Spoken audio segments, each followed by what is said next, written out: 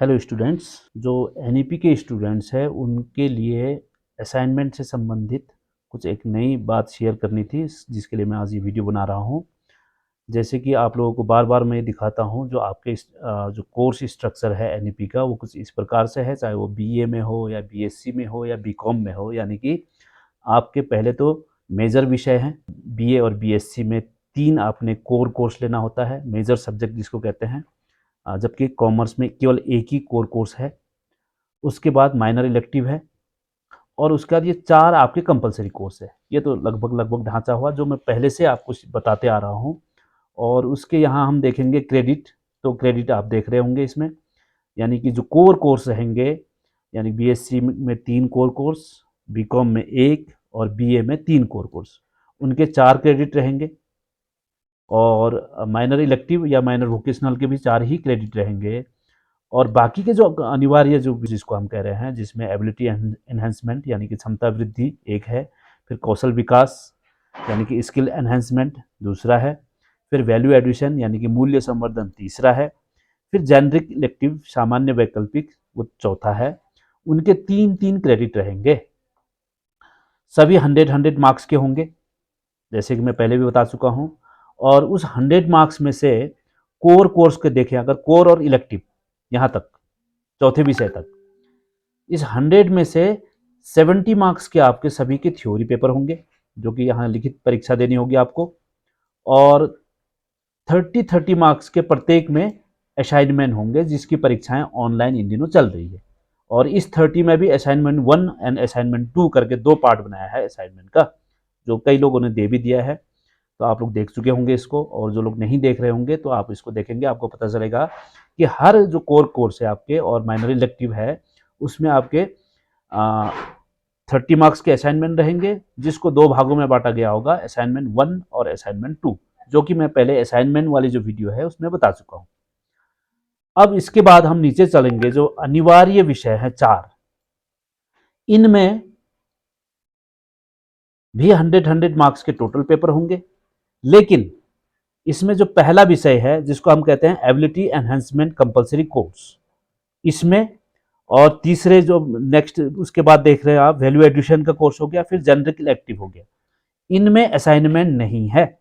इसके असाइनमेंट नहीं होगा, इसके केवल आपको थ्योरी पेपर 100 मार्क्स के रिटन परीक्षा यहाँ देने होंगे। लेकिन उसमें जो स्किल डेवलपमेंट या स्किल एनहेंसमेंट कोर्स है, जिसको हम एसईसी या कौशल विकास पाठ्यक्रम कहते हैं, उसमें आप देखोगे तो 40-60 का रेशियो बना रखा है। 60 का आपने प्रैक्टिकल असेसमेंट देना है, ऑनलाइन ही देना है इसको, जैसे आप ऑनलाइन असाइनमेंट दे रहे हो ठीक वैसे ही 60 मार्क्स के आपने, जिसको हम कहते हैं प्रैक्टिकल असेसमेंट, और 40 मार्क्स के इसके थ्योरी पेपर होंगे। जो कि आप देखोगे अगर सिलेबस में, जो कि मैं बार बार आपको कहता हूँ कि आप अपने प्रोस्पेक्टस को जरूर देखें। तो प्रोस्पेक्टस में देखेंगे अगर आप, तो यहाँ दिखा रखा है सारे जो इससे पहले अगर देखें हम, एबिलिटी एनहेंसमेंट का कोर्स ये है।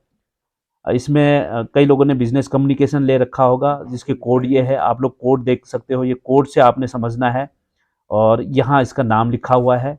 फिर जिसका AECC-H101 है वो हिंदी व्याकरण वाले हैं, जिसका S है वो संस्कृत है, जिसका K है वो कुमाऊनी भाषा है, जिसका G है वो गढ़वाली भाषा है, और जिसका J है वो जापानी भाषा है। तो ये आपके एबिलिटी एनहेंसमेंट के कोर्स हैं, इसके थ्योरी पेपर ही होंगे 100 मार्क्स के, इसकी कोई असाइनमेंट नहीं है। पहला जो अनिवार्य कोर्स है।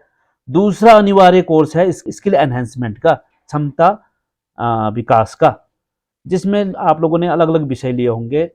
तो उसमें आप देखोगे सभी में, जिसका भी ये जो भी विषय हो, किसी ने राइट टू इन्फॉर्मेशन लिया होगा, किसी ने साइबर स्पेस लिया होगा, किसी ने वेब डिजाइन लिया होगा, इसमें किसी ने कम्युनिकेशन स्किल ले रखा होगा, किसी ने ऑफिस मैनेजमेंट ले रखा होगा, किसी ने डिजिटल मार्केटिंग ले रखा होगा। तो जो भी जिसने लिया है उनके कोड अलग अलग है, आप लोग को कोड देख के समझ जाना है उसको। आप एडमिशन फॉर्म में कोड देखोगे तो आपको पता चल जाएगा। जनरली उसके पहले SEC लगा हुआ मिलेगा आपको, जनरली देखना आप कि SEC सब में लगा होगा। अगर नहीं भी लगा है कुछ कुछ विषय में, जैसे WDD वेब पेज डिजाइनिंग वाले में WDD लिखा हुआ होगा, तो वो थोड़ा सा आपने समझ लेना है।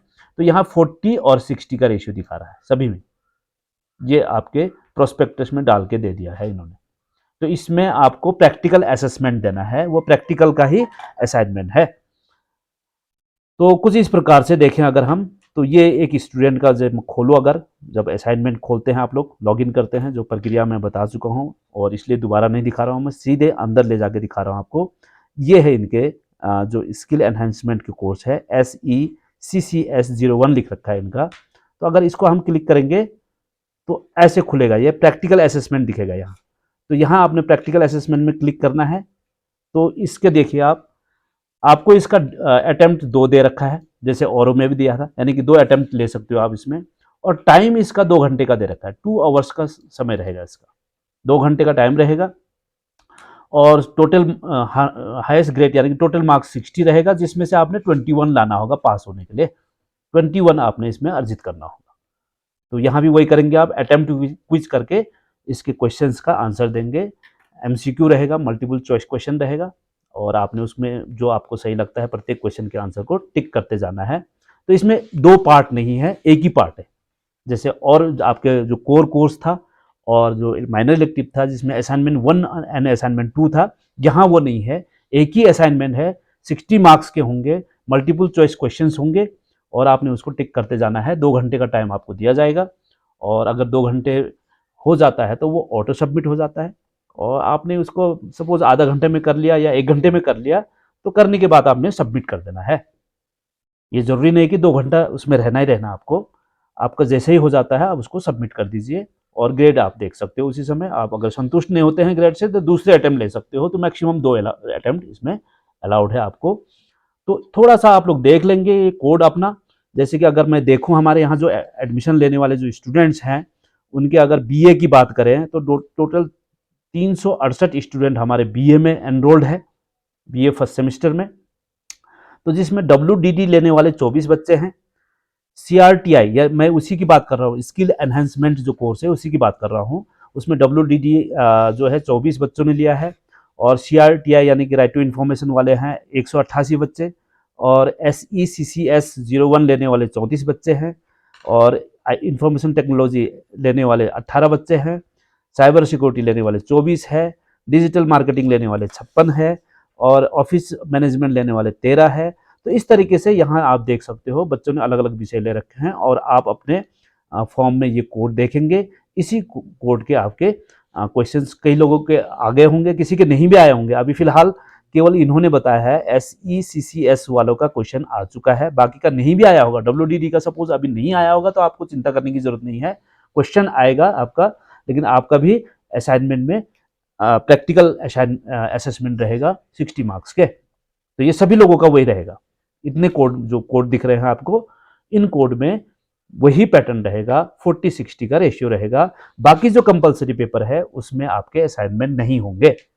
हालांकि वो दिख रहा होगा आपके असाइनमेंट, जब खोलते हो आप तो उस जगह वो पोर्टल में आ रहा होगा, लेकिन उसके असाइनमेंट नहीं होगा, उसमें लिखित परीक्षाएं होंगी। आपने कोर कोर्स के जो आपके 3 मेजर कोर्स है उसके असाइनमेंट कर देने हैं, माइनर इलेक्टिव के कर देने हैं, और स्किल एनहेंसमेंट वाला का कर देना है। उसके बाद आपका काम खत्म हो गया, असाइनमेंट वाला पार्ट हो गया आपका। ठीक वैसे ही बीकॉम में देखेंगे तो बीकॉम में टोटल 67 स्टूडेंट एनरोल्ड है, जिसमें से CYC लेने वाले 2 बच्चे हैं, डिजिटल मार्केटिंग लेने वाले 22 है, और SECCS01 14 है, और राइट टू इन्फॉर्मेशन 24 ने लिया है, और वेब पेज डिजाइनिंग 2 ने ले रखा है।